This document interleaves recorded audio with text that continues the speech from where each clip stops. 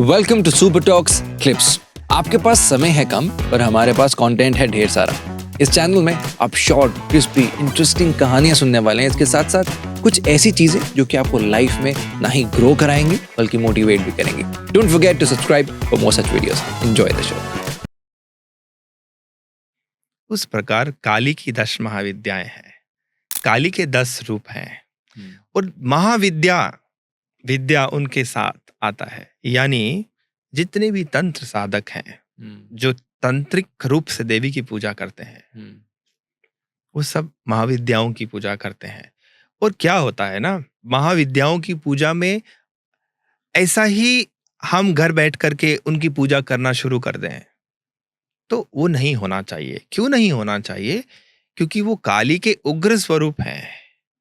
वो स्वरूप हैं, अगर हम कुछ गलती करें तो हमें उसका थोड़ा सा उस गलती की थोड़ी सी सजा मिलती है क्योंकि गलत करेंगे तो भरेंगे।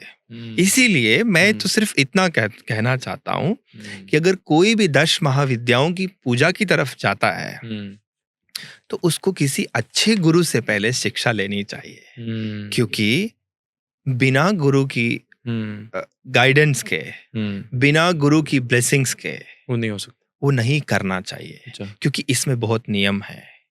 इस पूजन में, इनके पूजन में बहुत नियम है, बहुत नियम है। यहाँ गलती की माफी नहीं है। अगर गलती हो तो क्या? देखो इसीलिए मैंने कहा ना कि गुरु होना चाहिए।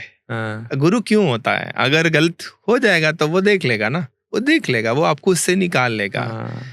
बहुत अच्छा है कि बाबा जी, अगर कुछ एक एक लाइन में अगर हम समझना चाहें, जो 10 रूप है माँ के, जो आप कह रहे हैं कि उग्र रूप हैं, तो अगर जैसे माँ काली, माँ तारा, त्रिपुर सुंदरी, जो माँ के अलग अलग रूप हैं, अगर इनको एक एक लाइन में कुछ समझ पाए हम। देखो, अगर एक ही लाइन में समझना है आपको सबको, मतलब अगर माँ काली का अगर थोड़ा सा वर्णन कर सके, माँ तारा का स्पेसिफिक क्या है? तो देखो, काली माँ तो उनकी तो नाम में ही आनंद है। उनकी तो स्वरूप में ही आनंद है। काली माँ एक वो स्वरूप है जो उग्र तो है लेकिन सबसे जल्दी प्रसन्न होने वाला स्वरूप भी है। बहुत जल्दी काली माँ तो बहुत जल्दी अपने भक्तों की पुकार सुनती हैं। देखो, काली कौन है? जो शत्रुओं का मर्दन करती है।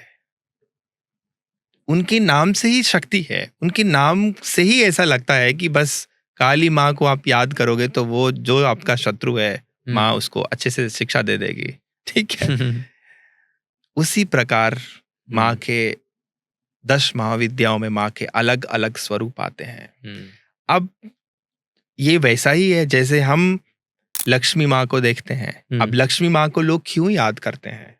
इसीलिए याद करते हैं कि माँ धन की देवी हैं, जो आपके जीवन को अच्छे से चलाती हैं। आपको किसी चीज की जरूरत है तो आप माँ लक्ष्मी को याद करते हैं। दिवाली में सबको याद आ जाता है कि माँ लक्ष्मी हमारा हम सबका जीवन अच्छे से चले और आपकी कृपा सदैव रहनी चाहिए।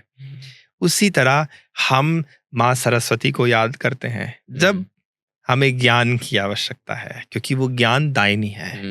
कि माँ हमें हमारी जो बुद्धि है वो सद्बुद्धि रहे और हमें ज्ञान मिलता रहे। उस प्रकार जब हम किसी दुख में गिर जाते हैं ना, ये भी बोल सकते हैं कि किसी ने ना आपको बड़ा तंग करके रखा है या जीने नहीं दे रहा आपको और आपके पास कोई रास्ता नहीं है, तो आप उस शक्ति को पाने के लिए माँ काली को याद करते हो, दुर्गा को याद करते हो कि हे माँ, हमें वो शक्ति दे ताकि हम इस चीज से